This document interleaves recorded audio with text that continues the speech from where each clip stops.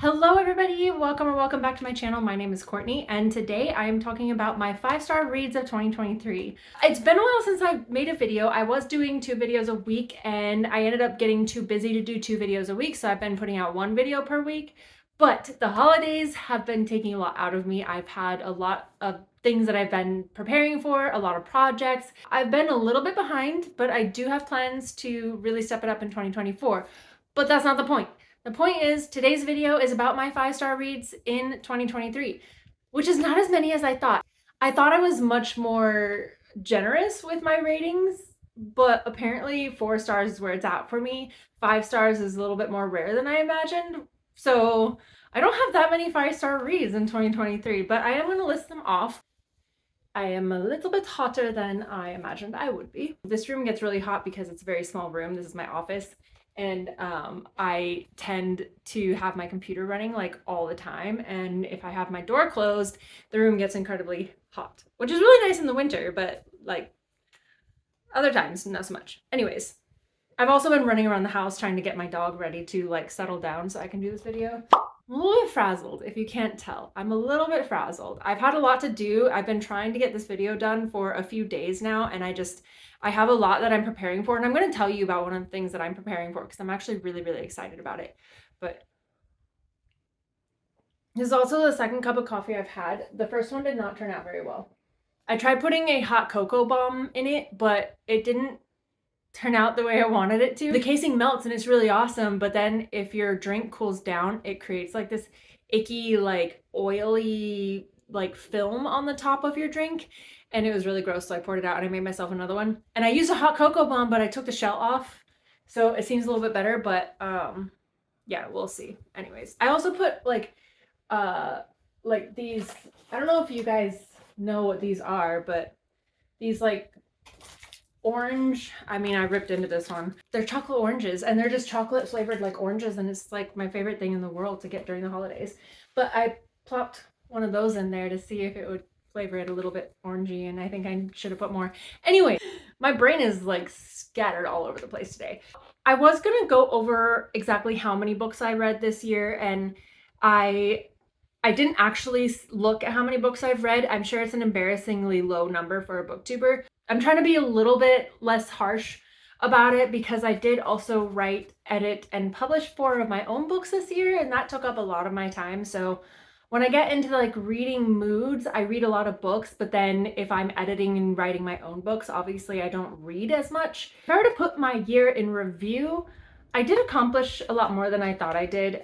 I'm that kind of person that never really sees the accomplishments that I've made. I'm very hard on myself, but I did make this YouTube channel and I'm really, really proud of myself for keeping up with it and for being passionate about it even after a lot of other things in my life have kind of gone downhill. It's really easy to lose passion in something if other aspects of your life are getting really difficult. And like I said, I also published 4 books, which was really, really awesome. I published 2 alien romance books. They're my first alien romance books ever, and they've been doing fairly well. So I'm really, really happy about that. And I also published the 6th book in my Beyond the Marillion series, which, speaking of, the reason my next video is coming out after New Year's is because it's going to be another vlog. I am going to a Fae masquerade on New Year's night here in Arizona, and I am one of the featured authors, and I'm really, really excited about it, and I will have all of my Beyond the Marillion books there with me. I will have all 6 of these available in bundles or individually, and I'm really, really excited about that, so keep that in mind. If you want to check back here after New Year's, I will have an entire vlog about that, and I am making a costume for it too. I'm really excited about that because it's been a while since I've made myself a original design costume. So my average rating for 2023 is 4.2, which I think is really high. So I technically am very generous with my ratings. I tend to rate books based on if I enjoyed it or not. I don't really peel them apart as much as some other people do. It's just based on how much I liked it, how quickly I read it, and how attached I got to characters.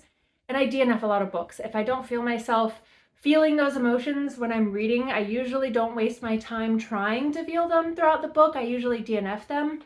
So maybe that's why my ratings are so high. I don't know. But I did want to go over the books that I rated 5 stars this year.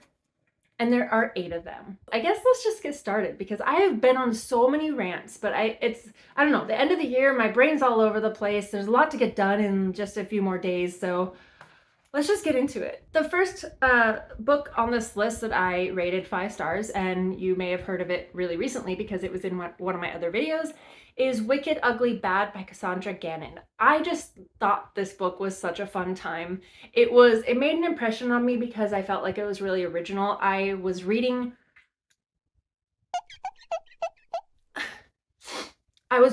so many like fairy tale retelling romances, and to get a like really good list of books in that genre, and I just wasn't finding anything that really called out to me. It was really, really difficult for me to make that list. I was reading so many of them, and I just felt like a lot of them weren't original enough or weren't close enough to the source material or something of that matter. I loved this book because it was close enough to the original material, but it was also a twist, and it had all the characters that you love, but they were all different. The villains were nice, and the nice people were villains, and it was just all twisted up but in a really good way, and it was really, really fun.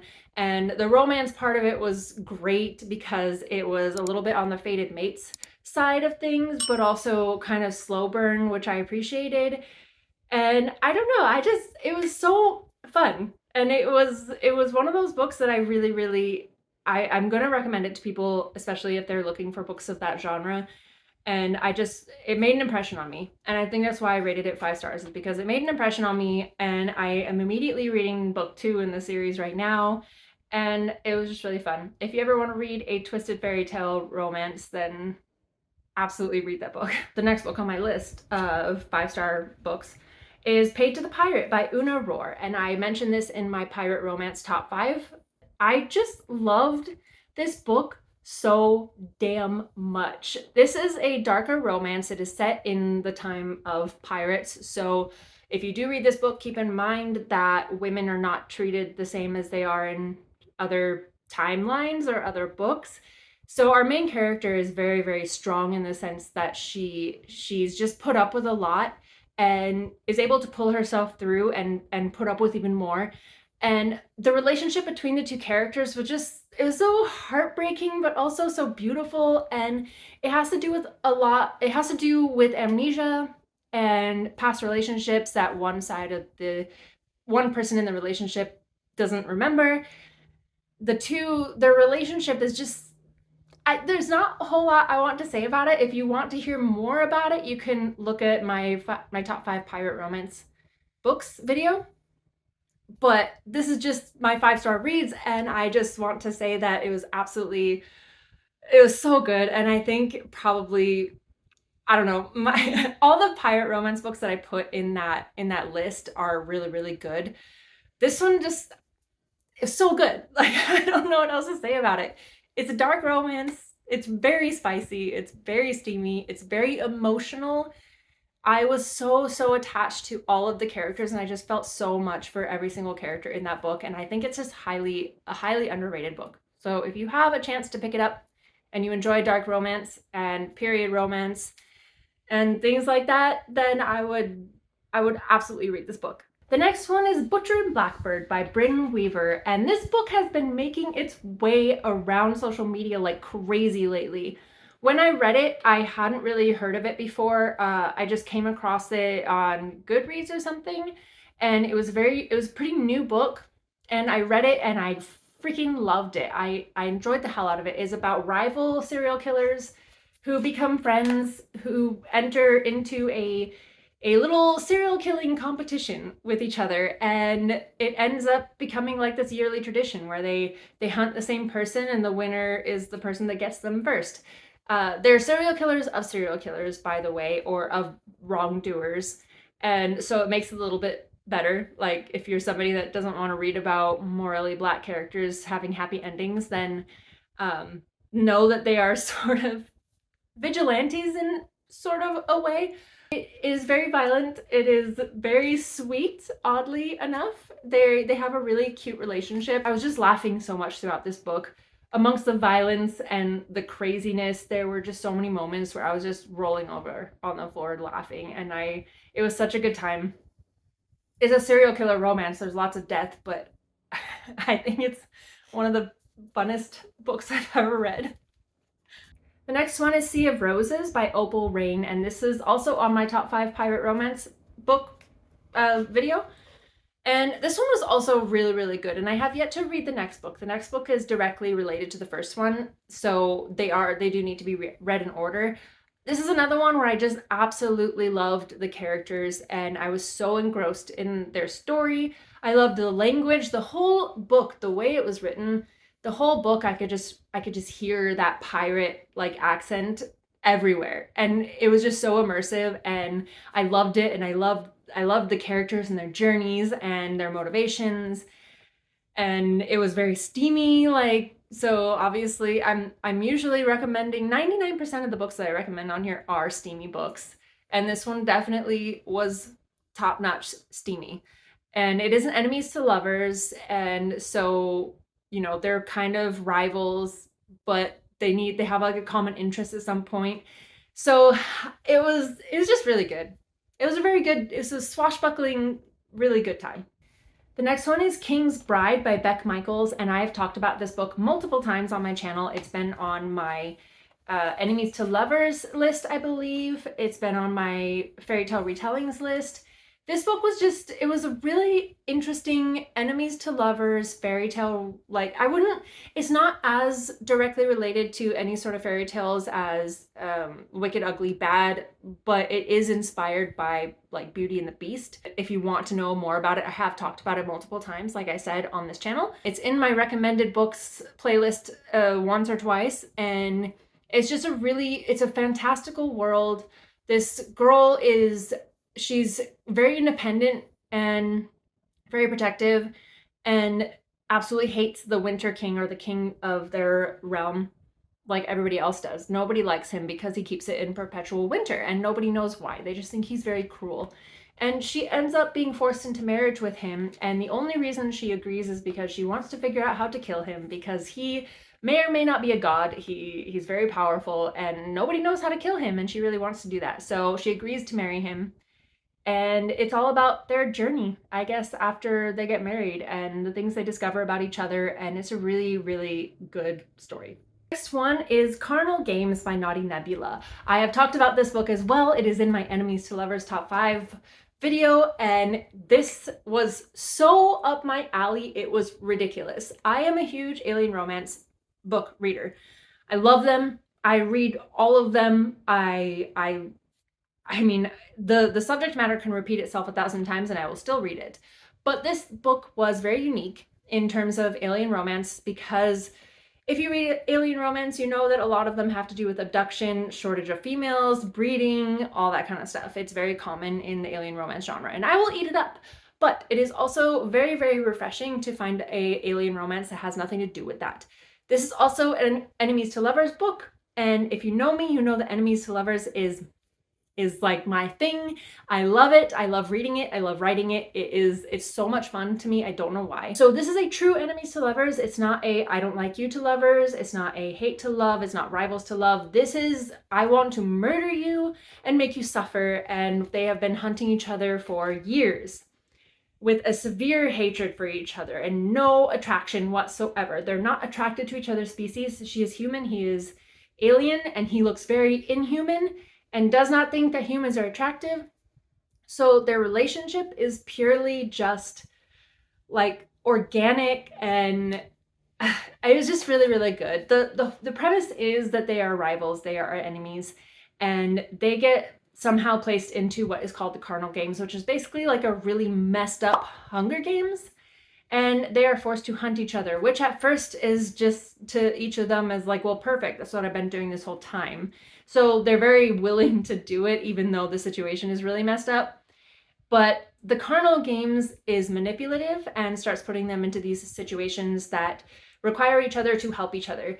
And that's when they start to get to know each other and they start to understand each other more, and it becomes enemies to lovers. And it was just really, really good. I love a real enemies to lovers story, and put aliens in there, and is like the best book ever.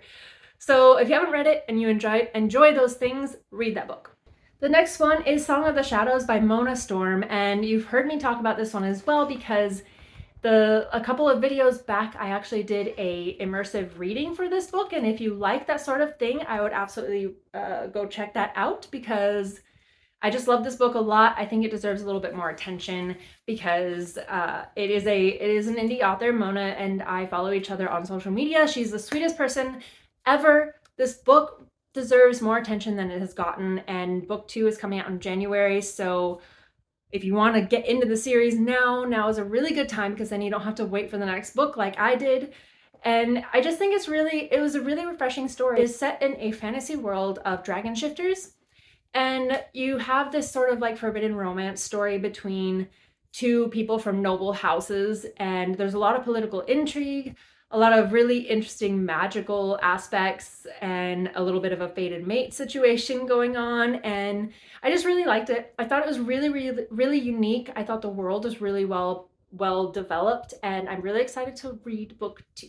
And my last 5-star read of 2023 is Convergence by Etta Pierce. I also follow this author on Instagram. We follow each other actually, and I read this book a while back. I think it was my first 5-star or first read of 2023 period, I think, because I posted about it. But anyways, it is another alien romance book, and it is another one that has nothing to do with fated mates, breeding, kidnapping. Well, there's a little bit of kidnapping, but it is an alien romance, and if I remember correctly, she is kidnapped from Earth in order to teach this alien man. Basically, he wants her to teach her a bunch of things about humans so that he can go undercover to get some sort of a cruise ship full of humans who have been put into slavery.